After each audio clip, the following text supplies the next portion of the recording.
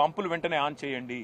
మీరు అనవసరంగా రాజకీయాల జోలికి పోయి రాజకీయంగా కేసీఆర్ గారిని బదనాం చేయాలనే ఒక చిల్లర ప్రయత్నం ఏదైతే మీరు చేస్తున్నారో ఇప్పటికే అవన్నీ కొట్టుకపోయినాయి గోదావరి వరదలో.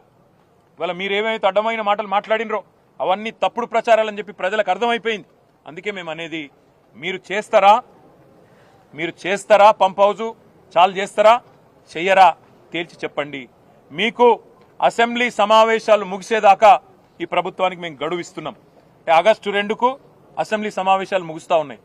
అప్పటిదాకా ఈ ప్రభుత్వానికి, ఎందుకంటే మేము కూడా అందరం హౌజ్లో నిలదీస్తాం, రైతుల పక్షాన ప్రభుత్వాన్ని అడుగుతాం, ఎందుకు చాలు చేస్తలేరు మీరు, అవసరమైతే ప్రత్యేక చర్చ పెట్టండి. లక్షలాది ఎకరాలకు సంబంధించిన ఎకరాలకు ఆయకట్టు నీళ్ళిచ్చే ప్రాజెక్ట్ ఇది. అట్లాంటి ప్రాజెక్టును మీరు ఎందుకు ఈ రకంగా రాజకీయ కక్షతో ఎండబెడుతున్నారు, రైతులను ఎందుకు ఇబ్బంది పెడుతున్నారు, ప్రజలను ఎందుకు హింసిస్తున్నారని తప్పకుండా అసెంబ్లీలో నిలదీస్తాం. ఆగస్టు 2 దాకా వేచి చూస్తాం.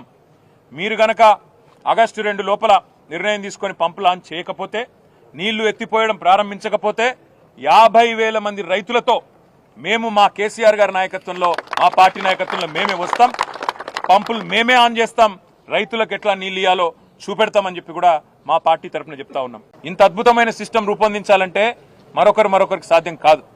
కేసీఆర్ గారు మొత్తం తయారు చేసి మీ చేతిలో పెట్టినారు. మీరు చేయవలసిందల్లా ఒకటే, ఇవాళ ఈ పంప్ హౌజు వెంటనే నడిపితే, మేము అడిగినాం పంపులన్నీ నడుస్తున్నాయా అని అడిగినాం, ఫుల్ కెపాసిటీలో ఉన్నాయా, ఏమైనా సమస్య ఉందా అని అడిగినాం. ఏ సమస్య లేదు సార్ అన్నారు. 17 పంపులు, ఒక్కొక్కటి 40 మెగావాట్ల కెపాసిటీ పంపు అన్ని రెడీగా ఉన్నాయి. రోజుకు 2 టీఎంసీల నీళ్ళు ఇక్కడ నుంచి ఎత్తిపోయొచ్చు. నిజంగా చెప్పాలంటే ఇక్కడ నుంచి 3 టీఎంసీలు ఎత్తిపోయొచ్చు. ఈడికెళ్ళి పైదాకా 3 పోతే ఆడికెళ్ళి 2, రోజుకి 3 టీఎంసీలు ఇక్కడ నుంచి తీసుకునే సామర్థ్యం మనకుంది. కానీ కేవలం రాజకీయపరమైన నిర్ణయం లేకపోవడం వల్లనే పాపం ఇంజనీర్లు ఏమీ చేయలేని అవస్థలో వాళ్ళు ఉన్నారు. నీళ్లున్నాయి, బటన్ ఒత్తితే పంపులు నడుస్తాయి, నీళ్లు ఎంఎండీలో పడతాయి, ఎల్ఎండీలో పడతాయి, మొత్తం సిస్టమ్ అంతా. అవసరమైతే ఎస్ఆర్ఎస్పీ కూడా తీసుకుపోవచ్చు, నీళ్లు వరద కాలువ నింపొచ్చు, ఎస్ఆర్ఎస్పీ నింపొచ్చు, సింగూరు, మల్లన్న సాగరు, మన నిజాం సాగరు, మొత్తం 18 లక్షల ఎకరాలు స్థిరీకరించవచ్చు, 18 లక్షల ఎకరాలకు నీళ్లు ఇవ్వచ్చు. లేనిదల్లా రాజకీయ సంకల్పం, రాజకీయంగా కేసీఆర్ గారిని బదనాం చేయడం అనే ఒకే ఒక్క ఉద్దేశంతో ఈ పంపులు నడపడం లేదు.